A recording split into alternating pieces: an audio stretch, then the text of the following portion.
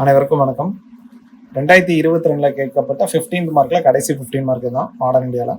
So பாருங்க, 10வது question. Analyse the impacts of economic policies. Impact of economic policies in British India. பொதுவாக இம்பாக்ட்னா நம்ம என்ன எழுதுவோம்? பாசிட்டிவ் இம்பாக்ட், நெகட்டிவ் இம்பாக்ட்னு எழுதுவோம். ஆனால் பிரிட்டிஷோட எக்கனாமிக் பாலிசினால் நமக்கு எந்த விதமான பாசிட்டிவ் நடக்கல, அப்போ கம்ப்ளீட்டாக நெகட்டிவ் தான். சரிங்களா? ஸோ அப்போ ஹெட்டிங் போட்டுக்கலாம். சரிங்களா? British economic policies how change India's self sufficient economy into unstable economy. நம்ம வந்து தண்ணீரை வழங்க பொருளாதாரமா இருந்தது வந்து என்ன ஆயிடுச்சு? அன்ஸ்டேபிள் எக்கனாமியா மாறிச்சு. Between 1757 to 1857 economic policies of British transformed India's agriculture, industries and trade which benefitted British only. பிரிட்டிஷ்காரங்களுக்கு மட்டும் தான் அந்த பாலிசிஸ் எல்லாம் என்ன பண்ணுச்சுன்னா ஹெல்ப் பண்ணுச்சு. அடுத்து பாருங்க, Jawaharlal Nehru described colonial rulers story of India's ruin அப்படிங்கிறாங்க. சரியா? ஸ்டோரி ஆஃப் இந்தியாஸ் ரூயின், அதாவது இந்தியாவோட பலவீனப்படுத்துற மாதிரி. சரிங்களா? ரூயின். அடுத்து impact of economic policies in British India. So first வந்து drain of wealth. Drain of வெல்த்னா யார் வந்துடும்? தாதாபாய் நவ்ரோஜி புக் வந்துருது பாருங்க, poverty and un-British rule. Claim that 1/3 of wealth of India transfer to British. Commercialisation of agriculture, subsistence economy to cash crops. சரிங்களா? தண்ணீர் பொருளாதார நமக்கு சாப்பாடு கிட்ட இருந்தது என்னவோ மாத்திராங்க, கேஷ் கிராப்பா மாத்துறாங்க. அதெல்லாம் நினைச்சுன்னா ஃபெமைன் இருந்துச்சு. Bengal famine, Madras famine 1866, 1876 to 1878.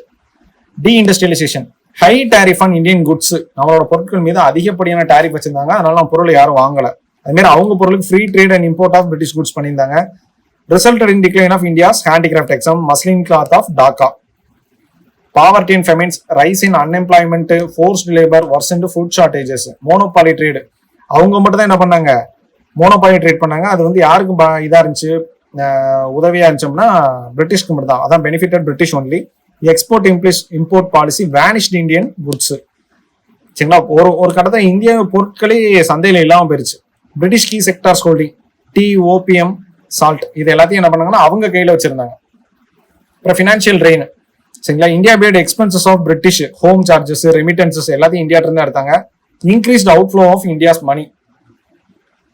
Land revenue policy, இதுல எல்லாமே எழுதலாம். சமீன்தாரி முறை, ரயத்வாரி முறை, மகள்வாரி முறை, இது எல்லாத்தையும் எழுதலாம். பாருங்க, forced person into dept and bond labour. சரிங்களா?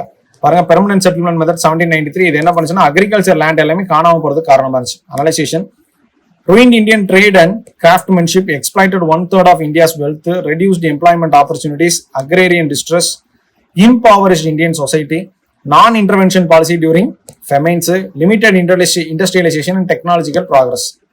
சரிங்களா? பெரிய அளவுல ஒரு மாற்றம் நடந்துச்சா? ஜப்பான் வந்து பாத்தீங்கன்னா பெரிய இண்டஸ்ட்ரியல் பவரா மாறிச்சு. ஆனா வந்து என்ன பண்ண, இந்தியாவை அது மாத்தல. India was one of the richest country during Aurangzeb.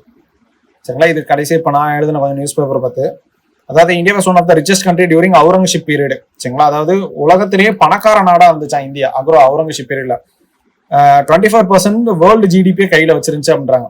British economic policies என்ன பண்ணிருச்சு அப்படின்னா, ruined India to become land of famines. சரிங்களா?